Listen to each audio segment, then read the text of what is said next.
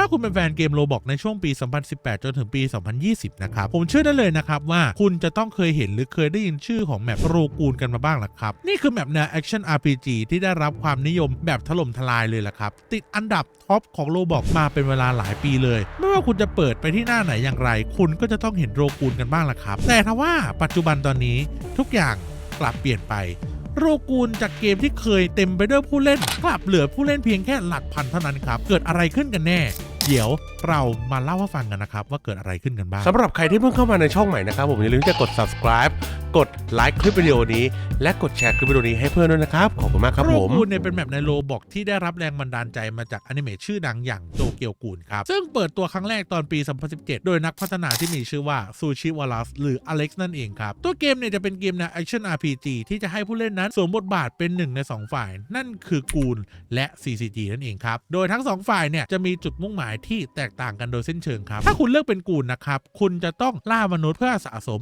RC เซลเป็นการสะสมเพื่อเอาไปพัฒนาคากุเนะหรือหางของกูนที่เอาไว้ใช้โจมตีนั่นเองครับหรือจะเป็นหน้าของ CCG ที่จะมีหน้าที่กำจัดฝั่งกูนนะครับโดยใช้ควินเก้ซึ่งเป็นอาวุธพิเศษที่สร้างจากเซลล์ของกูนนั่นเองครับและผู้เล่นเนี่ยสามารถอัปเกรดพลังตัวเองได้จากการฟาร์ม XP และเอาไปอัพค่าสเตตนั่นเองครับซึ่งจะส่งผลต่อพลังโจมตีความเร็วและพลังป้องกันนั่นเองครับถ้าจะพูดถึงช่วงที่โรกูนได้รับความนิยมสูงๆนั้นต้องย้อนกลับไปตอนช่วงประมาณปี2018จนถึงปี2020ครับช่วงนั้นเนี่ยเรียกได้ว่าโรกูนเนี่ยเป็นหนึ่งในเกมที่โดดเด่นที่สุดในโรบอกเลยก็ว่าได้แหละครับทุกครั้งที่เข้าไปหน้ายอดนิยมของเกมเนี่ยคุณก็จะมีโอกาสสูงมากที่เห็นโรกูนติดอันดับแล้วอะไรล่ะมันทำให้โรกูนเนี่ยมันติดอันดับได้ขนาดนั้นเดี๋ยวเรามาเล่าให้ฟังนะครั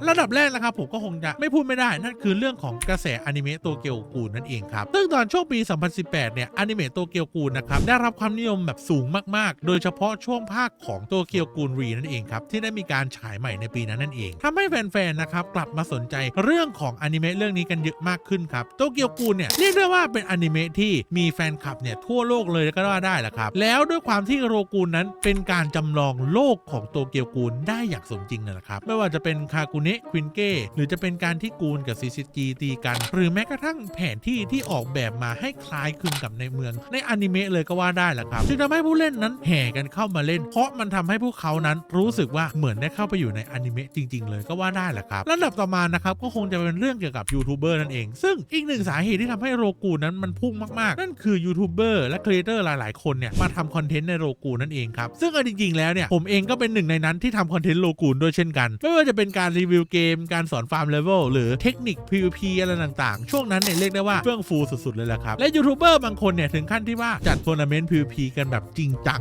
งเลยก็ว่าได้แหละครับเพื่อดูว่าเฮ้ยใครจะเป็นผู้เล่นที่แข็งแกร่งสุดๆในเกมหรือว่าอะไรประมาณนั้นนะครับและทำให้แน่นอนว่าการแข่งขันอะไรแบบนี้เนี่ยมันทำให้คนที่เข้ามาเล่นใหม่ๆก็รู้สึกสนใจแล้วเฮ้ยว่าเกมนี้มันยังไงมันเลยน่าสนใจที่จะเข้าไปลองเล่นไงครับและเรื่องต่อมานะครับนั่นคือระบบ PVP นั่นเองครับซึ่งหนึ่งในจุดเด่นเนี่ยนั่นคือโรกูนนั้นมีความแตกต่างจากแมปอื่นๆนั่นคือระบบ PVP ที่ดุเดือดมากๆแหละครับเพราะคุณเนี่ยสามารถเดินไปโจมตีผู้เล่นคนไหนก็ได้แบบอิสระเลยล่ะครับไม่ว่าจะเป็นการเข้าไป1-1หรือจะเป็นการเข้าไปตีกันเป็นสงครามแคนอะไรอย่างเงี้ยครับซึ่งสงครามเหล่านี้เนี่ยมันไม่ได้มีแค่ในเกมนะยังมีขยายไปยันใน Discord หรือคอมมูนิตี้ที่เป็นคอมมูนิตี้นอกเกมเลยก็ว่าได้ทำให้การแข่งขันที่จริงจังและการดุเดือดนั้นมากยิ่งขึ้นผู้เล่นนั้นไม่ได้ทำเพื่อตัวเองแต่เรียกได้ว่าพวกเขานั้นทำเพื่อศักดิ์ศรีของแคลนตัวเองเลยก็ว่าได้ละครับและนอกจากนั้นเนี่ยมันจะมีการโลเพลย์สำหรับแคลนบางแคลนด้วยครับอย่างเช่นว่าผมยกตัวอย่างเลยแคลน CCG ที่จะมีการฝึกเพื่อเอาผ้าคลุมต่างๆหรือเป็นคอสเมติกของในเกมนะครับซึ่งแต่ก่อนผมก็เคยเอาผ้าคลุมขาวไว้ด้วยเช่นกันหรือจะเป็นแคลนอื่นๆที่แบบว่าอาจจะมีหน้ากากประจำแคลนซึ่งสร้างความสนุกและความน่าสนใจในตัวเกมมากยิ่งขึ้นนั่นเองครับและเรื่องต่อมานะครับนั่นคือการอัปเดตที่ต่อเนื่องและอาวุธใหม่ๆนั่นเองในช่วงที่โรกูนเนี่ยได้รับความนิยมสูงๆนะครับทีมพัฒนาเนี่ยก็ทำหน้าที่ได้ดีมากเพราะพวกเขานั้นมีการปล่อยอัปเดตใหม่ๆและปล่อยมาอย่างต่อเนื่องนะครับทุกๆไม่กี่เดือนนะครับจะมีการอัปเดตคากุเนะและควินเก้แบบใหม่เข้ามานะครับซึ่งทำให้ผู้เล่นเนี่ยตื่นเต้นกับสิ่งใหม่ๆที่จะกำลังมาในตลอดเวลาครับและมีผู้เล่นหลายๆคนเนี่ยเล่นเกมนี้เพราะอยากลองใช้อาวุธใหม่ๆและพยายามฟาร์มเพื่อปลดล็อกคากุเนะหรือควินเก้แบบใหม่ๆนั่นเองครับและนอกจากนั้นเนี่ยตัวเกมก็ยังมีระบบสุ่มสีอาวุธหรือคัลเลอร์รีโหลดนั่นเองครับที่จะให้ผู้เล่นนั้นสามารถสเปนโลบัคเพื่อจ่ายเปลี่ยนสีนั่นเองครับไม่ว่าจะเป็นสีทั้งคากุเนะและควินเก้ซึ่งทำให้แต่ละคนเนี่ยจะมีสีอาวุธที่แตกต่างกันไปและช่วงนั้นน่ะถ้าเกิดใครมีสีดำเนี่ยผมบอกได้เลยว่าคุณมีของแลนะครับและนอกจากนั้นเนี่ยโรกูนเนี่ยมันเป็นเกมที่เรียกได้ว่ามีความสดใหม่ตลอดเวลาครับผู้เล่นเก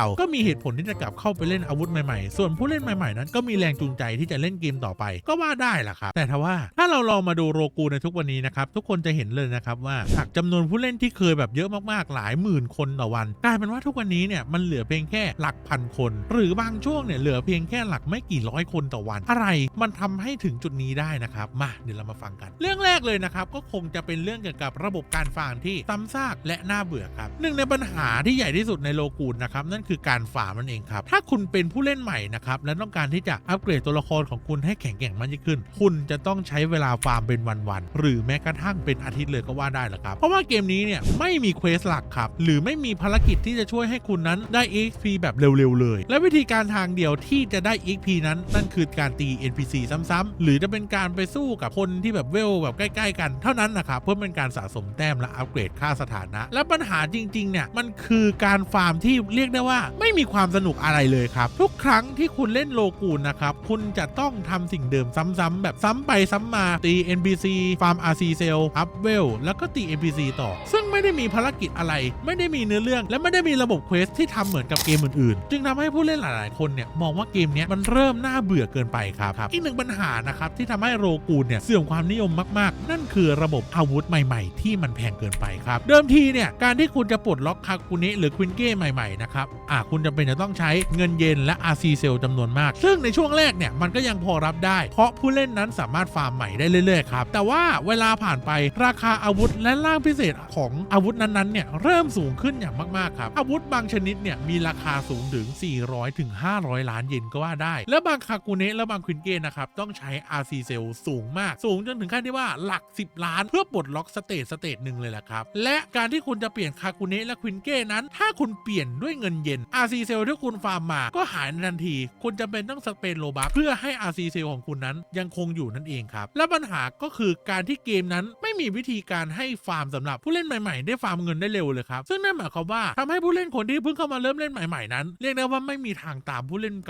ก่าๆทันได้เลยครับซึ่งสุดท้ายแล้วเขาก็จะท้อแล้วก็จะเลิกเล่นไปในที่สุดครับถึงแม้ว่าตัวเกมเนี่ยมันจะมีเกมพาสคูณ2อะไรก็ตามแต่เชื่อไหมว่าการที่มีเกมพาสเนี่ยก็ไม่ได้ช่วยการฟาร์มให้มันง่ายขึ้นขนาดนั้นครับผลสุดท้ายแล้วผู้เล่นก็ต้องเปิดออโต้คลิกและตี NPC ไปแบบเป็นวันๆซึ่งวิธีเนี้ยมันไม่ได้มีความสนุกอะไรเลยก็ว่าได้แหละครับเรื่องต่อมานะครับนั่นคือเรื่องที่เกมใหม่ๆนั้นเริ่มมีความน่าสนใจมากกว่าแล้วนั่นเองครับในช่วงที่โลกูนเนี่ยเริ่มเสื่อมความนิยมนะครับก็เริ่มมีเกมใหม่ๆในโลบอกนั้นกลับได้รับความนิยมมากยิ่งขึ้นและกลายเป็นตัวเลือกที่ดีกว่าสำหรับผู้เล่นนั่นเองครับเกมอย่าง Blockfoot Shindo Life Anime Fighting Simulator เริ่มเข้ามาตีตลาดและแย่งฐานผู้เล่นไปและเกมเหล่านี้เนี่ยมันมีระบบที่สนุกกว่ามีเควสให้ทำมีกิจกรรมที่หลากหลายและมีอัปเดตที่รวดเร็วกว่าด้วยครับเปรียบเทียบกันแล้วนะครับโลกูนดูเป็นเกมที่ไม่มีอะไรเลยก็ว่าได้แหละครับพอเทียบกับเกมพวกนี้แล้วผู้เล่นโลกูนก็เลือกที่จะไปเล่นแมปอื่นๆและเกมโลกูนนั้นก็เริ่มจะล้างมากยิ่งขึ้นแหละครับและเรื่องต่อมานะครับจะเป็นเรื่องสุดท้ายเลยนั่นคือเรื่องการที่เกมนั้นอัปเดตล่าช้าและเน้นการรีเวิร์กเกินไปครับปัญหาสุดท้ายที่ทำให้โลกูนนั้นเสื่อมความนิยมแบบสุดๆนั่นคือการอัปเดตที่ล่าช้าและไม่มีอะไรใหม่ๆเลยในช่วงแรกๆนะครับโลกูนเนี่ยได้รับการอัปเดตค่อนข้างจะบ่อยมีการเพิ่มคาคุเนะเพิ่มควินเก้ใหม่ๆอยู่ตลอดครับแต่หลังจากปี 2020 ครับเนื่องด้วยอนิเมะโตเกียวกูนเนี่ยได้จบลงไปแล้วทำให้การอัปเดตต่างๆเริ่มช้าลงเรื่อยๆครับและเมื่อมีอัปเดตใหม่เข้ามามันก็มักจะเป็นการรีเวิร์กอาวุธเก่าๆแทนที่จะเป็นการเพิ่มอาวุธใหม่อะครับหรือบางคอนเทนต์ที่โลกูนเนี่ยได้ทำการอัปเดตเข้ามานะครับมันเรียกได้ว่ามันออกทะเลไปแล้วอะครับยกตัวอย่างเลยนะอย่างการมาของหางของคาคุจิระที่เป็นหางก็อดซิลล่าซึ่งมันก็เกิดความสับสนในคอมมูนิตี้กันอีกครับและการที่ไม่มีการเพิ่มคาคุเนะและควินเก้นะครับไม่มีระบบใหม่ๆที่ทำให้เกมสนุกขึ้นมันก็ทำให้ผู้เล่นเบื่อและผู้เล่นหายไปทีละคน2คนจนเรียกได้ว่าเหลือเพียงแค่ไม่กี่พันคนต่อวันนะครับชุมชนโลกูนเนี่ยถึงกับขั้นแซวว่าเกมนี้มันไม่ใช่โลกูนอีกต่อไปแล้วมันคือรีเวิร์กกูนหรือเป็นโลรีเวิร์กเลยก็ว่าได้ซึ่งทุกครั้งที่มีการอัปเดตมันก็จะเป็นแค่การปรับสมดุลของเก่าและไม่ได้มีการเพิ่มอะไรเข้ามาให้ตื่นเต้นเลยแหละครับครั้งหนึ่งโลกูนเคยเป็นเกมที่ยิ่งใหญ่ที่สุดบนแพลตฟอร์มโรบอกเกมหนึ่งเลยก็ว่าได้แหละครับมันเป็นเกมที่เต็มไปด้วยความสนุกความท้าทายและการแข่งขันที่ดุเดือดครับหลายคนอาจจะจำถึงช่วงเวลาที่พวกเขานั้นฟาร์มคาคุเนะหรือฟาร์มคินเก้ใหม่เป็นชั่วโมงหรือเป็นวันเลยก็ว่าได้แหละครับเพียงแค่ให้เขานั้นแข่งแกร่งขึ้นและสามารถ PVP กับเพื่อนได้บางคนอาจจะจำบรรยากาศสงครามระหว่างแคนได้เป็นอย่างดีเลยครับหรือบางคนอาจจะเป็นหนึ่งในคนที่เคยสุ่ม4อาวุธคาคุเนะหรือควินเก้หมดไปกันหลากหลายพันโลบัก พื่อให้ได้สีที่ต้องการแหละครับแต่เวลาก็เปลี่ยนไปทุกเกมย่อมมีช่วงเวลาของมันโรกูนเองก็เช่นเดียวกันครับจากเกมที่เคยครองอันดับต้นๆของแพลตฟอร์มโรบอกวันนี้มันได้กลายเป็นเพียงแค่เกมที่มีผู้เล่นเพียงหยิบมือและบางคนยังคงเล่นต่อเพราะรักในเกมนี้บางคนก็เลิกเพราะเบื่อและบางคนก็ลืมไปแล้วด้วยซ้ำว่าเกมนี้เคยเป็นส่วนหนึ่งในชีวิตของพวกเขาแต่สุดท้ายแล้วโรกูนอาจจะไม่ได้กลับมาโด่งดังเหมือนเดิมแต่มันเป็นเพียงแค่ตำนานสำหรับใครหลายๆคนเกมที่ทำให้พวกเขานั้นได้พบเพื่อนใหม่ได้แข่งขันกันและได้สัมผัสบรรยากาศโตเกียวกูลในแบบของตัวเองถึงแม้ว่าเกมนี้อาจจะค่อยๆหายไปจากกระแสแต่เรื่องราวของมันก็ยังคงอยู่ในความทรงจำของผู้เล่นที่เคยได้เล่นและสัมผัสมันครับ